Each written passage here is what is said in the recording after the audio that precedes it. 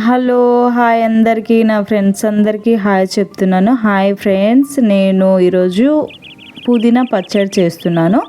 నా స్టైల్లో నాకు వచ్చినట్టు మీకు చేసి చూపిస్తాను. మీకు నచ్చినట్టయితే లైక్ అండ్ సబ్స్క్రైబ్ చేసుకోండి.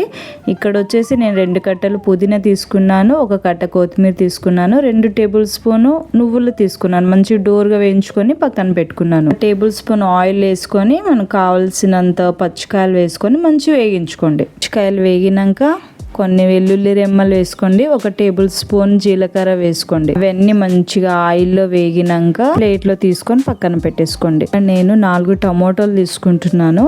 కొంచెం నిమ్మ సైజ్ అంత చింతపండు తీసుకుంటే సరిపోతుంది. పువ్వులు వేసుకొని పచ్చడి నూరుకుంటే చాలా బాగుంటుంది, ఒకసారి ట్రై చేయండి. ఇక్కడ నేను 4 టమోటాలు తీసుకున్నాను.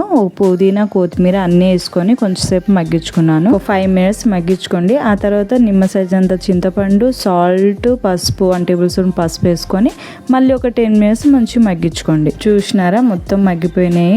ఇప్పుడు నేను మిక్సీ వేసుకుంటున్నాను. మిక్సీ అంటే మరీ మెత్తగా గ్రైండ్ చేసుకోకండి, కచ్చపచ్చగా వేసుకుంటే బాగుంటుంది టేస్ట్. అయితే ఇక్కడ నేను పోపు పెట్టుకుంటున్నాను.